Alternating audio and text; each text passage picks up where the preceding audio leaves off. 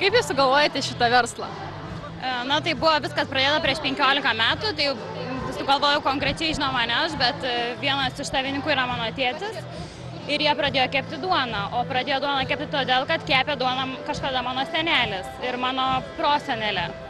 Ir jie žinojo gerus receptus, kurie yra perimti iš senolių, tradiciniais būdais yra kepama duona, dėl to jie sugalvojo, kad reikia šitokią duoną kepti ir pateikti visuomeniai, kad būtų geras ir kokybiškas produktas.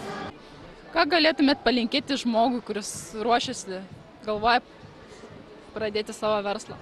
Tiesiog gal turėti drąsos šiek tiek ir ryžtą ir kad galbūt jeigu jie turi gerą idėją, kad jie galėtų tai gyvendinti, kad turėtų drąsos tiesiog. Manau, kad pinigų visada atsiras. Svarbiausia reikia turėti drąsos, skirti tam laiko, tiesiog nuoširdžiai dirbti. Ir man atrodo pasiseks tuomet.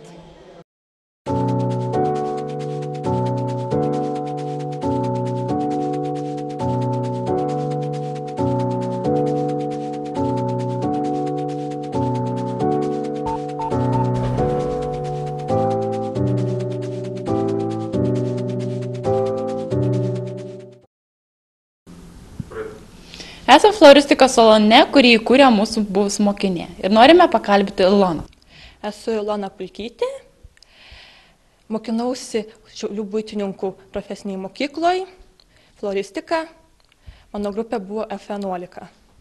Mes esame įkūrę įmonę su šeima, Luna Rosa, verčiamės floristiką, jos priemonėmis, kuriame puokštes, kompozicijas, taip pat darome užsakymus vestuvėms, visokiom progom. Ar jums buvo reikalingos, ar padėjo tos žinias, kurias įgyjote profesinio rengimo centre? Netgi labai skaitau, nes, pavyzdžiui, pagal profesiją skaitykim, daug mokinomės, darėm praktiką, buvo atlikinėjom įmonėje, kur irgi darėm puokštes, kompozicijas, bendravom su klientais, tai skaitau, viską gali pritaikyti savo įmonėje.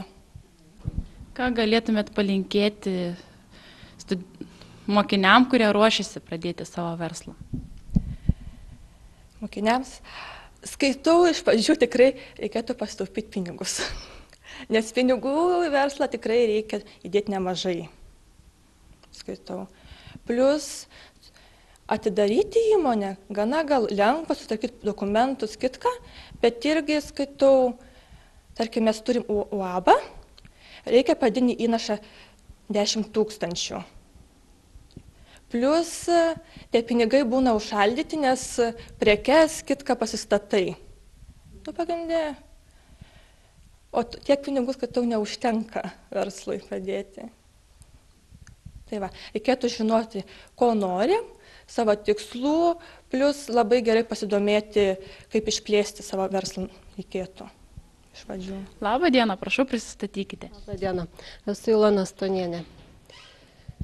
Turiu verslą jau senokai, gal kokį 20 metų. Ir po biškiuką, po trupučiuką tobulinos, nes man vis mažai žinių. Buvau kursuose, dabar įstojau tą mokyklą, nes jaučiu, kad man poreikis yra vis kažką naujo išmokti, tobulėti.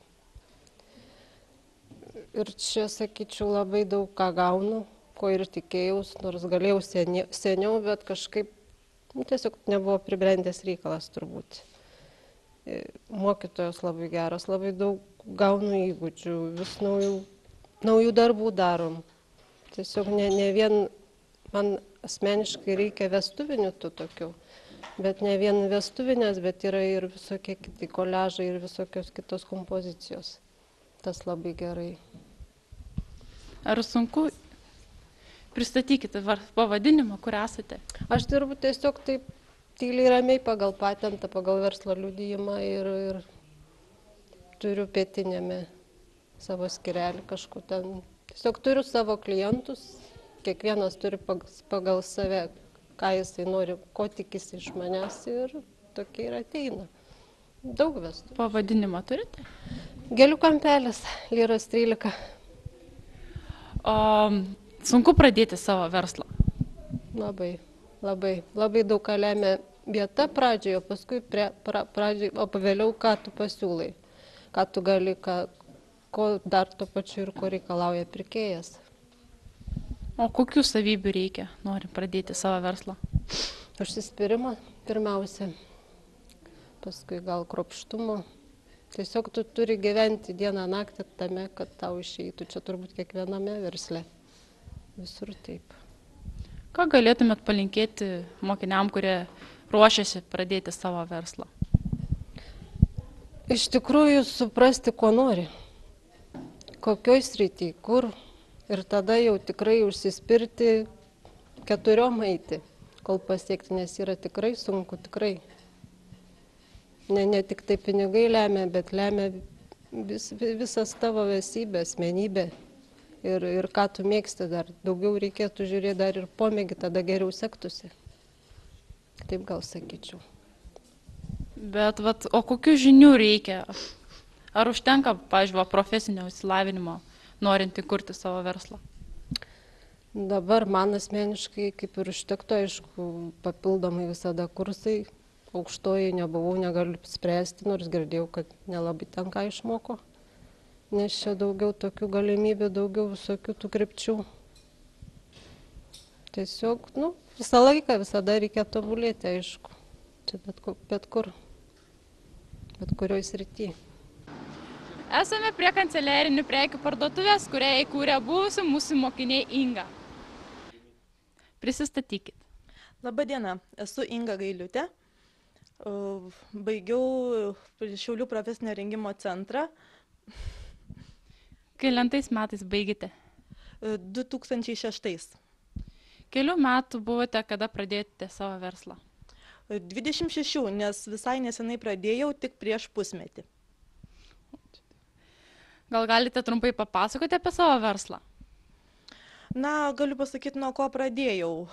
Dirbau vienoje įmonėje su buhalterija, buhalteriniai blankai ir, sakysim, šiek tiek reklamos. Ir ten bedirbdama tiesiog sugalvojau, kad galbūt reikėtų pradėti savo kažką daryti verslą, nes norėjau kažką plačiau, norėjau kažko siekti, o ten galimybių siekti nelabai buvo ko. Ir, sakysim, bėgant laikui sugalvojau atidaryti savo parduotuvėlę. Savo tai yra prekyba, visur, sakysim, ir netgi mugėse dalyvauju prekybose, ir turguose, ir parduotuvėlė patalpose. Kodėl nusprendėte imti savo verslą? Mintis jau buvo senai, nes baigiant Šiaulių profesinio rengimo centrą, reklamos, kaip pasakyti, profesiją. Ir jau mintis buvo senai šitą daryti, nes buvau pradėjusi taip pat daryti verslą, tik tai buvo nelabai sėkmingas ta pradžia, nes kadangi trūko patirties, trūko įgūdžių ir viso kito. O po kelių metų, gavus šiek tiek patirties, turint jau šiek tiek įgūdžių, ir tiesiog dabar jau sekasi. Jūsų nuomonė, kas yra svarbiausia pradedant savo verslą? Savo verslą svarbiausia turėti didžiulį norą, tikėti tuo, ką darai ir siekti tą, ką. Ką patartumėt jaunam žmogui, kuris svarsto pradėti savo verslą? Įvertinti visų pirma savo galimybės, ar jis tikrai galės tai toliau įgyvendinti. Nes jaunas žmogus niekada neturi patirties, kaip ir aš. Neturėjau patirties ir man iš pradžių nesisekė.